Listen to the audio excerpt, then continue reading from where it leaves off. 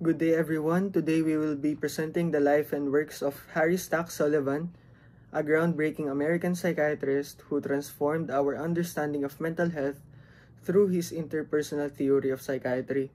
So, mas i-discuss po siya sa next slides.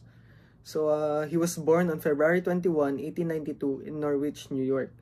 Only child po siya kasi nawalan po siya ng dalawang kapatid.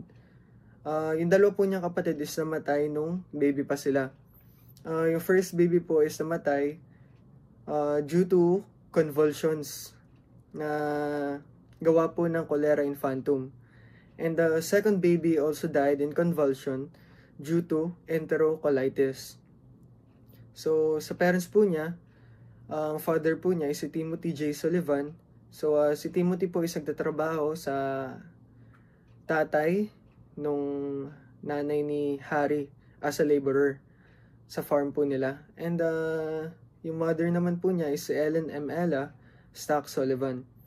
So, he attended the Smyrna Union School, then spent 2 years at Cornell University from 1909, then received an MD from the Chicago College of Medicine and Surgery in 1917. So, Harry naman po died on January 14, 1949 sa Paris po due to complications from a chronic heart condition. So, he worked at St. Elizabeth's Hospital, and he came under the influence of the psychiatrist, William Alanson White, who extended the principles of Sigmund Freud's psychoanalysis to the severely ill, hospitalized psychotic, rather than restricting them to the more functional neurotics treated by most Freudian analysts of the time. So, he also directed clinical research at the Sheppard and Enoch Pratt Hospital in Maryland, focusing on innovative treatments for schizophrenia. He also founded the journal Psychiatry in 1938, providing a platform for discussing interpersonal approaches to mental health. So, mas palalalimin po natin sa next slides. Yun lang po for introduction and biography. Thank you. Now, interpersonal theory. Now, the first is tension. There are two types of tensions, needs and anxiety. Now, needs arise from biological imbalances and are episodic, leading to productive action that can be satisfied through interpersonal interaction, especially the needs for tenderness like affection and pag-aalaga ng mother. Now, for anxiety, is a more diffuse and disruptive tension, often transferred from caregiver to infant via empathy, and it blocks the satisfaction of needs and the development of healthy relationship. The next is energy transformations. This refers to the covert or overt behavior such as thoughts, emotion, or action that individuals use to satisfy needs or reduce anxiety, making them central to personality development and functioning. Next is dynamicism or behavior pattern. Now, patterns of behavior formed from energy transformation. There are two major types. First is zonal dynamicism or body-related like mouth, anus, genitals, and next is tension-related dynamicism based on response to needs or anxiety. Now, the first is malevolence. Now, this originated when a child's needs for tenderness are rejected or punished. It leads to mistrust, anger, and seeing other as threats. Now, next is intimacy. Grows from early tenderness needs. Involves mutual closeness with someone of equal status like a friend, classmate. Yun. Then, it also reduces anxiety and loneliness, encourages emotional well-being. Now, for lust, it focuses on self-satisfaction rather than mutual connection, often sexual desire. Now, self-system. This develops early, around 12 to 18 months. This is a set of behavior used to protect against anxiety, and it also helps individual detect and respond to anxiety signals. Now, self-system also maintain self-esteem by avoiding or distorting threatening experiences. So I'm Aldous Ponchano, and I will be talking about the levels of cognition. Now, before I start, do you ever wonder how we think or where did our thinking come from? Well, in Harry Stack Sullivan's concept of the levels of cognition, he further grasps into these specific concepts in different levels of our aging. Now, now, the levels of cognition has three levels. Well, it firstly starts with our infancy. The second stage would be the early childhood, and the third stage would be the latter childhood or the adulthood. Now, um, the first level is the prototaxic level. No logical connections, only raw experiences.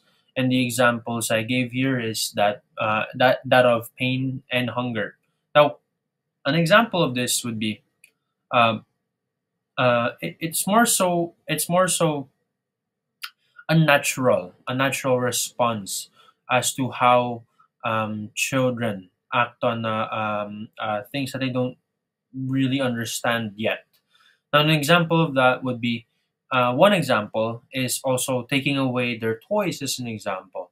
That unusual yet very annoying reaction that they have um, is an example of prototaxic level, the one where they have tantrums is an example. Now, a greater explanation about tantrums comes from the parataxic level, actually, making illogical associations. Example, if I fail, I'm worthless. Now, actually, I had a great example for this that I didn't write, but it's it's that of which children think very irrationally most of the time about things.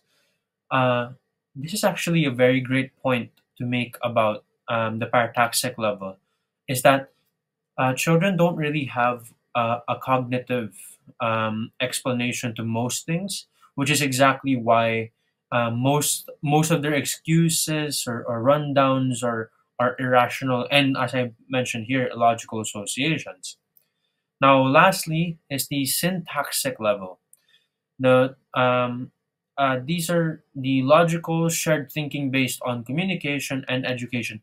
Now, in shorter terms, this would also be the position of where a person or human would be mature enough to talk about something or a detail that they were interested in, and it gives them a flow of logical thinking and consistency in that case.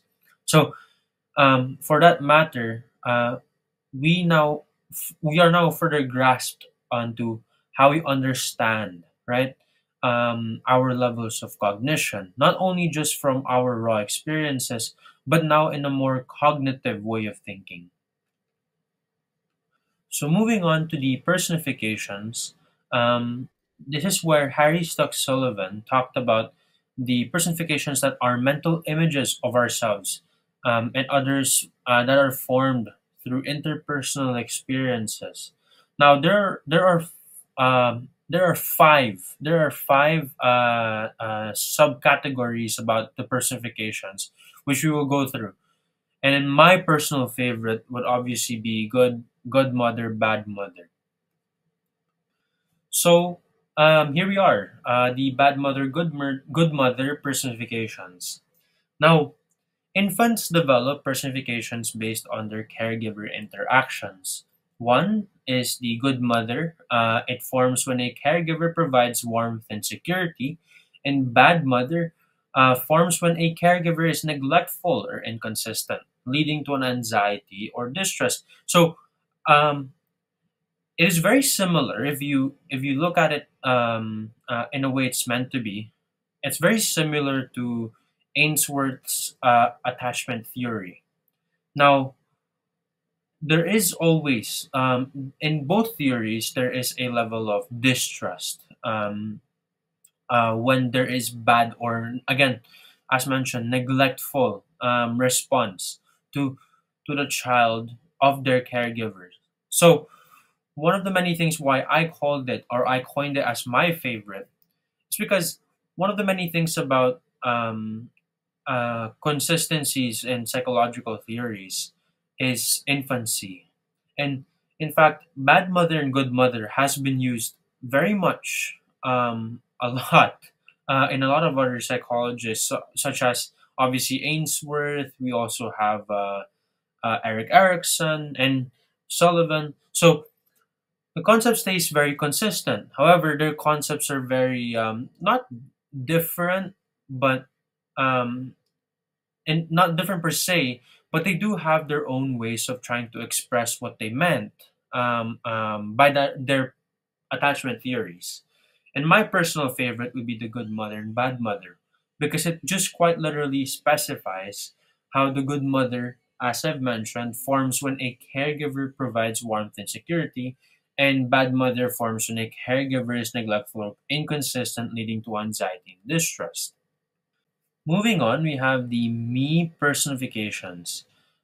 First, we have the good me, aspects of self that received social approval. Second, we have the bad me, aspects of self that receive disapproval, leading to anxiety and repression. And lastly, we have the not me, extremely anxiety provoking aspects of the self that are dissociated. Now, one of the many things about the good me um, is in not in modern psychology, but in a more social psychology, we now call that the pick me. Now, pick me is a very relative. It's very relative to what good me is. Um, it's more of I am asking for that social approval. Now, bad me is obviously the opposite to that. However, most of the time, um, uh, bad me is represented into how someone reacts over an action is done to them. Now, because I mean, it is also mentioned as all concepts of personifications or me personifications consider the concept of being the recipient of any situation. However, the bad me aspect, I guess you could say, is more crucial than the other two. Why? Because the bad me is as I've mentioned here, the repressive state. Now, this indirectly influences both. Actually, there are other cases where degradation might be a positive connotation to another person, where where even if degradation is positive, considering the nuances of society, it it inherently it inherently disorganizes, right, the me personification, and it becomes a social approval. Now, what if I said it was the other way around? If you mentioned, or sorry, if you put yourself in the position of the degradation, it might be something you consider as traumatic. So, this is why I mentioned the bad me is the more crucial amongst the three, and uh, uh, and it's very. I guess you could say you have to identify. You have to identify, as Sullivan does also mention, that these three levels are understandably of in its own, and they do have their own problems, though it has to be vitalized and understood. So lastly, we have the eidetic personifications. Um, this is more commonly seen on children other than adults, which the other two were more of the adult-ish, children-ish personifications. This specifically focuses on children. Now, imaginary friends are fantasies that help children cope with social struggles, often seen in lonely or anxious children.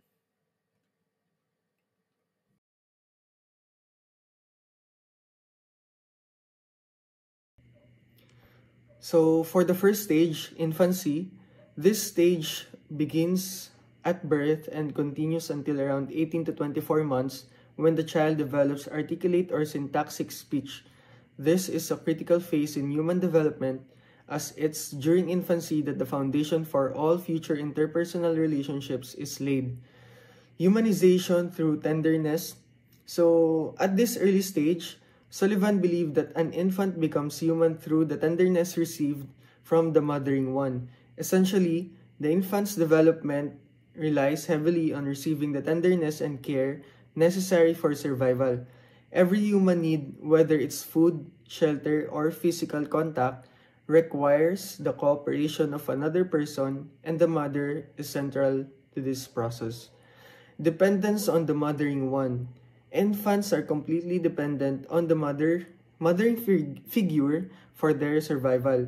This includes fulfilling basic needs such as food, keeping them warm, cleaning them, and providing emotional contact. The relationship between mother and infant is very significant in shaping the infant's emotional and social development. For mother-infant anxiety, however, this relationship also comes with anxiety. The infant's first anxiety is closely tied to the nursing situation and the oral zone. Both the infant and the mother bring their own anxieties into the interaction, but since infants have limited ways of coping, this anxiety affects them deeply. A critical aspect of this stage is how the infant's behaviors, such as rejecting the nipple when anxious, are not sufficient to relieve anxiety or meet their hunger needs. Dual personification of the mother. As the infant grows, they begin to develop a dual personification of the mother. The mother is seen as both good when she satisfies the child's need and bad when she stimulates anxiety. This dual perception sets the stage for emotional complexity in later interpersonal relationships. Crying as communication. At this stage, infants communicate primarily through crying. They use crying to express both anxiety and hunger. However, there can be confusion. The mother might mistake anxiety for hunger or fail to meet the child's needs, which creates additional tension. This can lead to frustration and rage in the infant, which compounds both the infant's and the mother's anxiety.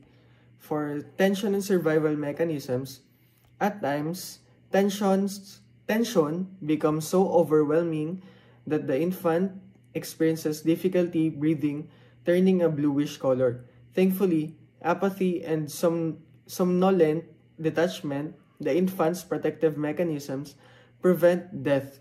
This allows the infant to sleep despite the overwhelming tension, even when their hunger is not being met. This is a fascinating survival mechanism in early development. Tenderness through feeding. Feeding is not just about satisfying hunger. It also fulfills the infant's need for tenderness. The act of feeding introduces the infant to essential interpersonal strategies. It's an early crucial moment in the development of human connections, as the infant learns to depend on others not only for physical needs but also for emotional security. Autistic language. Initially, an infant's communication is autistic. It's individualistic and not validated by others. This means the infant begins communicating through facial expressions and phonemes that are unique to them. Over time, these early signs of communication evolve into more meaningful language through imitation and social interaction. So, for transition to syntactic language, finally, as the infant matures, they transition from autistic language to syntactic language. This marks the end of infancy and the beginning of more structured, meaningful communication that aligns with how others interpret language. This transition is a major milestone in the infant's development. So, in summary, infancy is a time of profound dependence, emotional development, and the initial steps in communication. The infant's relationship with the mother shapes their understanding of both self and others, setting the stage for all future interpersonal relationships. First, one major development is the formation of self and morality. During childhood, children begin to see themselves as one whole person. They start labeling behaviors as good or bad, usually based on what they see and hear from their parents. These labels are no longer about avoiding anxiety, like in infancy, but are now connected to social and moral values. Second, the role of the mother remains very important, but it evolves. The child begins to see the mother more realistically, not just as good or bad, based on needs being met. The relationship becomes more mutual, where the child not only receives love, but also learns to give it back, creating emotional reciprocity. And third, many children develop imaginary playmates, which are actually a healthy sign of growth. These imaginary friends help children safely practice forming relationships. They reduce anxiety and allows kids to be more independent from their parents, preparing them for real friendships as they grow older. So in summary, childhood is a critical stage where children build their sense of self, deepen emotional bonds, and start preparing for real-world relationships. So for juvenile, this stage begins around age 5 or 6 and ends about age 8 and a half. It starts when a child begins to seek out playmates of equal status, and it ends when they start forming a deeper one-on-one connection with a close friend or chum. The main tasks in this stage revolve around learning how to live and interact with others. Sullivan emphasized three key social skills. First is competition. Children learn how to compete, but Sullivan warned that too much emphasis on winning can create unnecessary pressure.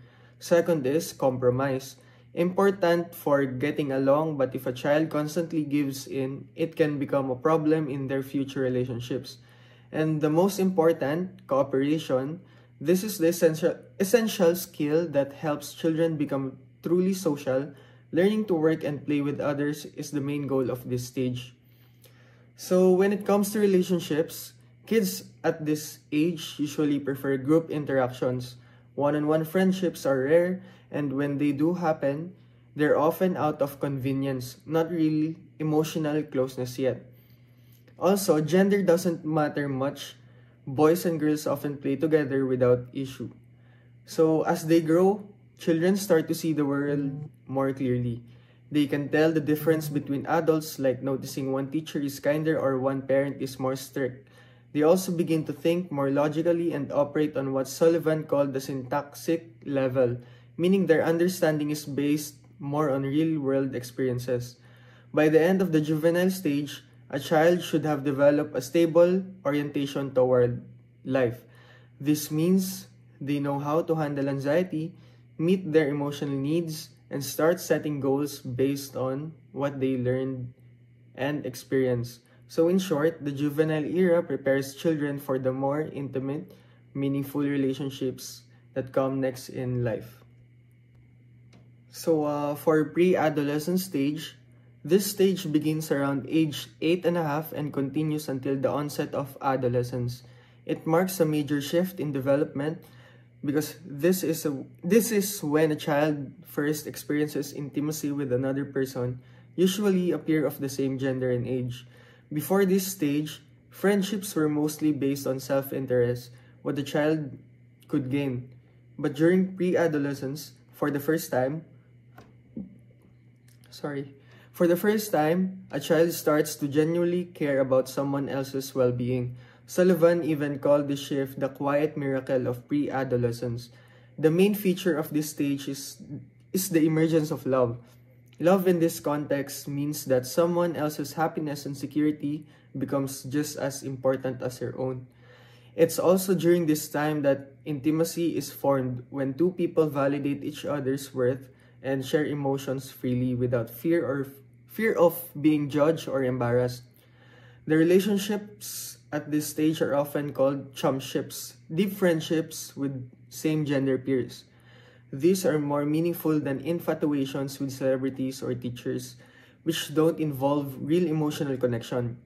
Also, being accepted and liked by peers becomes more important than gaining approval from parents or teachers. As a result, pre-adolescents start to see others more fully with empathy and respect. They also develop collaboration, which is a step beyond cooperation. It means working with others not just to get along, but to support each other's well-being. Sullivan believed that pre-adolescence is the most peaceful and emotionally stable time of life. Although parents are still significant, they're now seen in a more realistic way, not as perfect figures but as people. Most importantly, this stage has a huge impact on personality development because if a child fails to form intimacy now, it can lead to serious issues later in life. On the other hand, a positive intimate relationship can help correct earlier struggles like loneliness or insecurity. However, unlike earlier stages, mistakes made in pre-adolescence are harder to fix in the future. In the end, this brief but meaningful period of pre-adolescence comes to an end with the onset of puberty, which brings more emotional complexity and new challenges.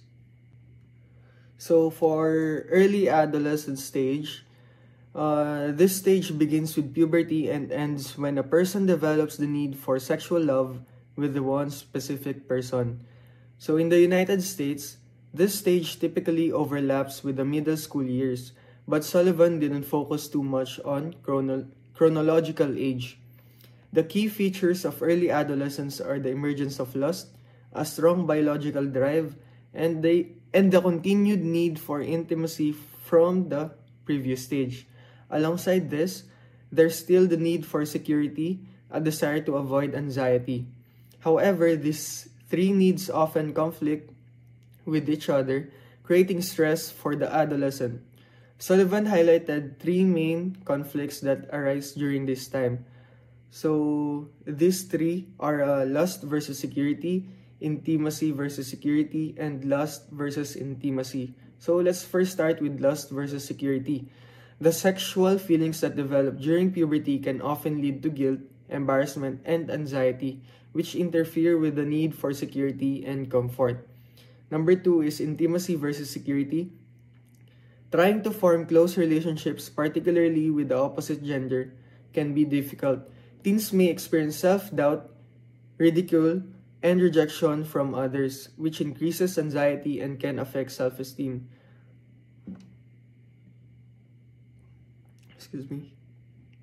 Lust versus intimacy. While teens may still maintain close friendships with peers of the same gender, they may experience sexual attraction toward people they don't know well or don't feel emotionally connected to. This creates a disconnect between intimacy and lust. Sullivan believed that lust is biological, so it arises with puberty, whether or not the individual is emotionally ready for it. For example, a boy who hasn't developed intimacy might start viewing girls primarily as sexual objects, while a girl might flirt with boys without knowing how to build a deeper emotional connection. Sullivan saw this stage as a turning point in personality development. A person who successfully navigates the balance between intimacy and lust will move forward with a healthier personality, but those who struggle to manage these needs may face serious interpersonal challenges in later stages of life. The core issue in early adolescence, according to Sullivan, is not just about sexual adjustment, but about learning how to relate to others. This stage is about finding a way to manage sexual feelings while still maintaining meaningful, supportive relationships. So, for late adolescence, this typically starts when individuals are able to feel both lust and intimacy for the same person. It ends when they establish a lasting love relationship, signaling the transition into adulthood. This stage usually occurs between the ages of 15 and 17 or 18 during the high school years. The most significant feature of late adolescence is the fusion of intimacy and lust. Unlike earlier stages, where lust was more biological and focused on self interest, late adolescence marks the shift toward a more mature and emotionally connected relationship. Here, people no longer see members of the opposite gender merely as sex objects.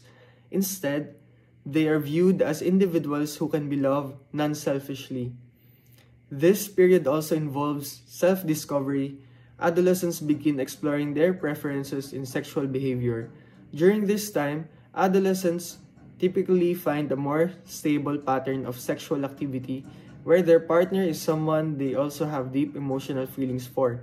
Now, Sullivan emphasized that late adolescence is defined not by biological changes but by interpersonal relationships. Unlike earlier stages that were influenced by biological development, this period is about forming real, meaningful connections with others.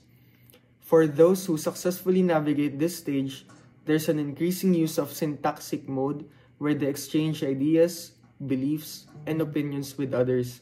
They also begin to navigate the adult world, such as in college or the workplace.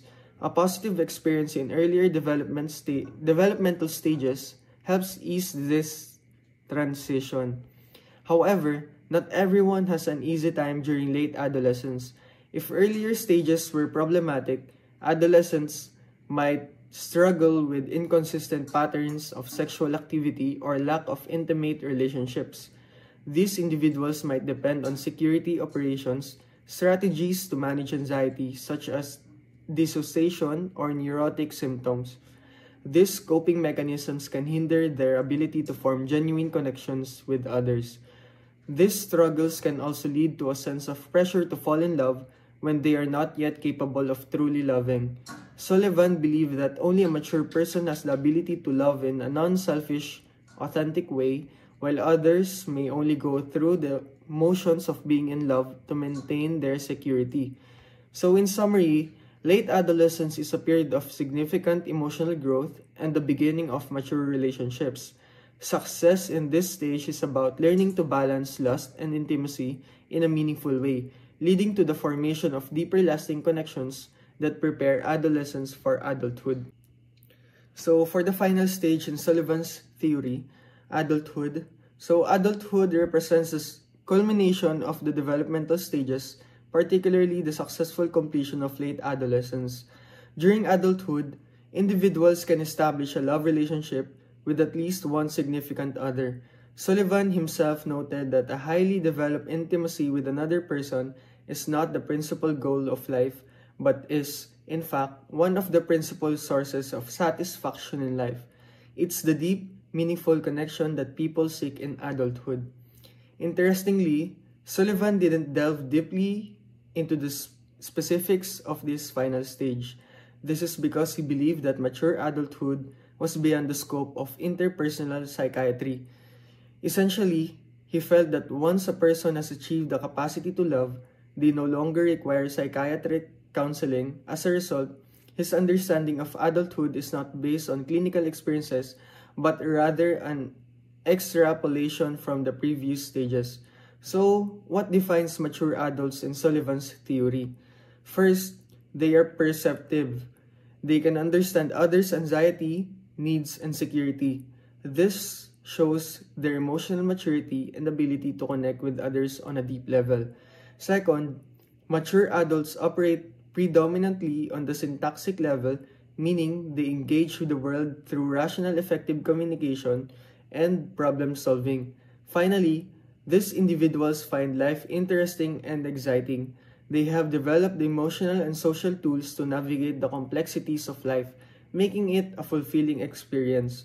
In conclusion, Sullivan's view of adulthood emphasizes emotional intelligence, meaningful relationships, and a mature perspective on life. It is a stage where intimacy, love, and understanding take center stage, and individuals are well equipped to navigate life's challenges.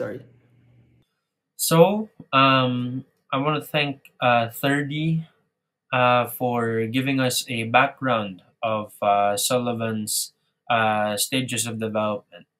Now, moving on to The last but not least topic that I wanted to discuss is the psychological disorders by Harry Stack Sullivan. So, the mental illnesses results from disruptive interpersonal relationships, which, by the way, have if you haven't guessed yet, Harry Stack Sullivan's concept is a social. He's more on the concept of the social psychology, and you will see why in a second. So, Harry Stack Sullivan emphasized on three psychological disorders. Number one is schizophrenia. Number two is depression, and number three is anxiety disorders. Now, schizophrenia is a result of severe interpersonal failures that disrupt the ability to communicate and to relate to others meaningfully.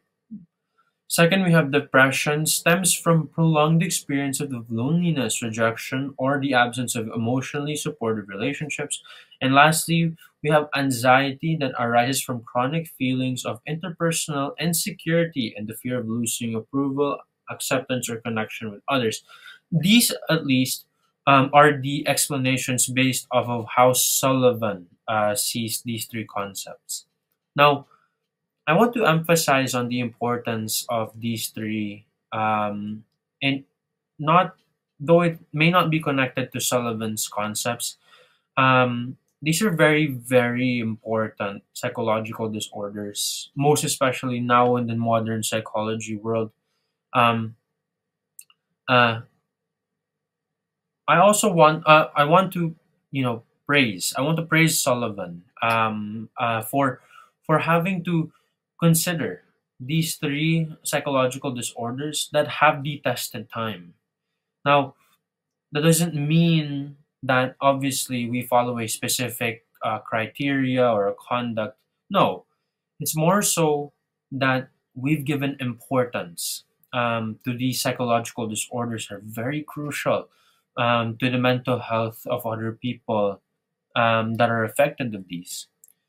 And to put it simply, what Harry Stack Sullivan has mentioned here has also been the very description of what we call them or how we describe them today, and it just gives how important these specific psychological disorders